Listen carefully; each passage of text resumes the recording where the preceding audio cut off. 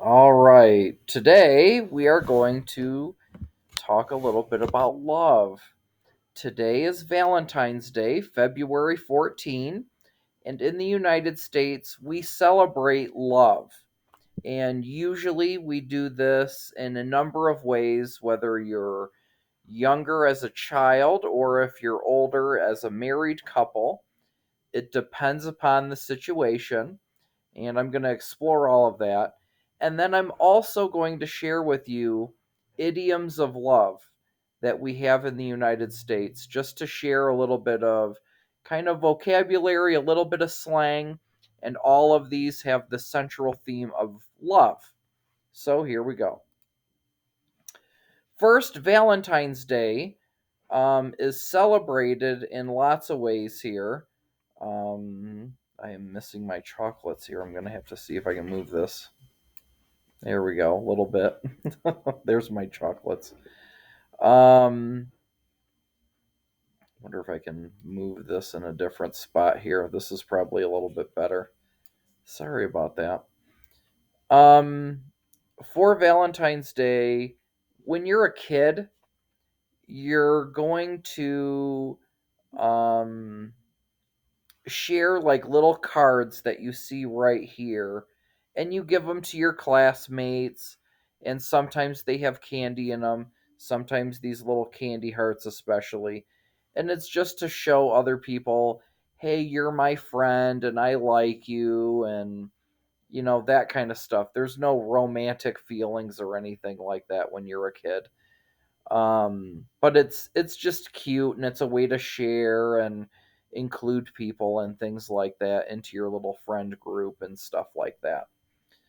After that, when you are a teenager, then you might get a little bit more serious. Maybe you have your first boyfriend or your first girlfriend. You might get them flowers. Usually roses are the most common, and you might get them like a teddy bear or chocolates or things like that for candy, instead of like the cheap, little hearts that you see here. You're going to spend a little bit more money, and you might even ask out for the first time your crush, which we'll talk about here in just a moment. If you're a young adult, then you're probably going to go out to a restaurant and you're going to have a romantic evening, eat a very nice meal together, or you'll do something special, personal. Maybe the guy will make a really nice dinner or something like that, light some candles and make it soft and romantic with some music playing or something like that. And then, honestly, when you get older, especially you've been married a long time, most people don't celebrate Valentine's Day when they've been married for a long time, or if they're older couple, like my wife and I are in our 40s now.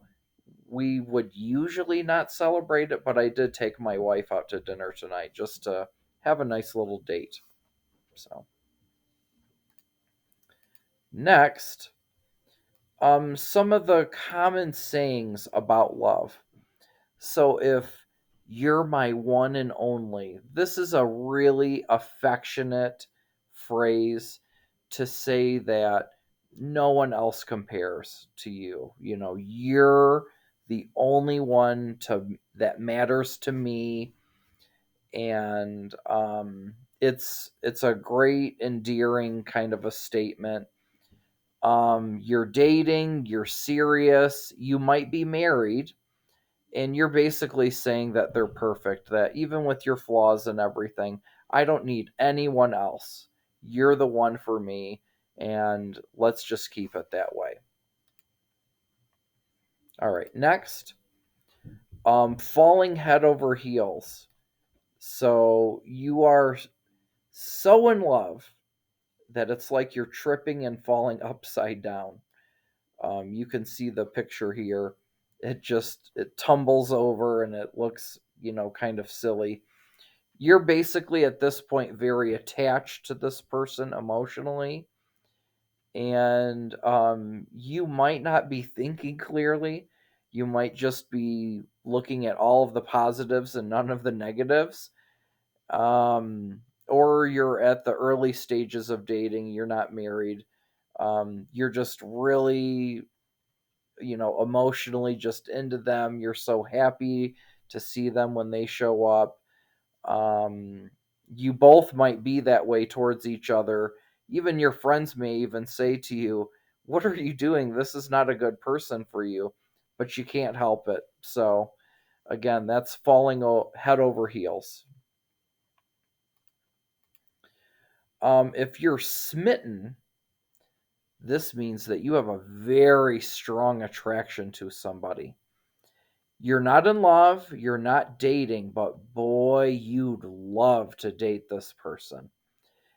And when you're around, you're probably going to act very strange and you can't control it because your heart is bubbling over and, oh gosh, pay attention to me. And oh my gosh, I'm so attracted to you. But you try not to say it. You probably won't say it, but you'll act it. You'll probably flirt and you can't stop yourself. You don't even think about it. And that picture that's here is just honestly perfect for this word, smitten. Next up, when you have a crush on somebody, um, you have an attraction to someone and you can't explain it. It's lesser of a degree of being smitten. Smitten is like you're overwhelmed and you can't control yourself. Having a crush, you kind of have some control here. You might act strange a little bit. You might smile when they walk into a room, but you're still kind of in control, and they usually don't know that you have a crush on them. It's usually that it's a secret. You're just in a great mood when they're in the room with you. You're smiling. You're like, "Oh, hi, how are you doing?" And you're not overbearing where you just can't control it. It's cute and it's kind of silly, but it's not overbearing. Not like smitten. Smitten, it's really on you. Having a crush is a lot less. When you go out with someone, that means you're officially dating. So we are going out. Me and Caroline are going out. That just means now that you have officially stated publicly that you are dating someone and you are exclusive, but you're not married yet. You are just basically letting everybody know, you know, I'm hers and she is mine and that's it, you know. You are now officially in the dating stages and you're publicly always letting people know, maybe you have a Facebook page and you're sharing that pictures together and stuff like that, maybe even making an announcement about it. If you're dumped or if you are dumping someone, this sucks. This is where you have a heartbreak. You're officially breaking up. The relationship is over. You have basically said your piece, or they have said their piece. They don't want to be with you anymore, or you don't want to be with them anymore. You were exclusive, but now you're both basically single. If you are dumped, you are the person that got rejected. And if you are dumping them, that means that you're rejecting them. So, dumping, it sucks. This is a bad emotional situation that you're going to deal with from time to time when you're in relationships. And then finally, biggest, the biggest one of all is popping the question. When you pop the question, this is the big question. This means, will you marry me? So when somebody says, "Oh, did you pop the question?" Oh, that's a big deal.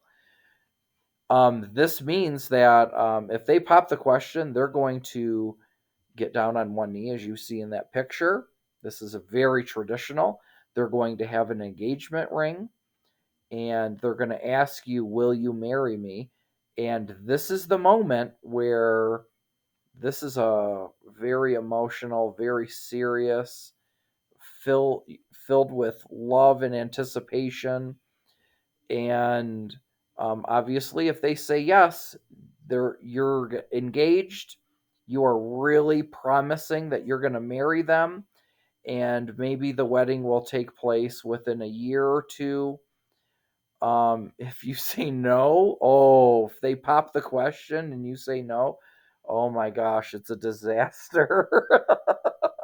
that's that's when things get really awkward. Um, there are proposal rejection videos that you can see on the internet.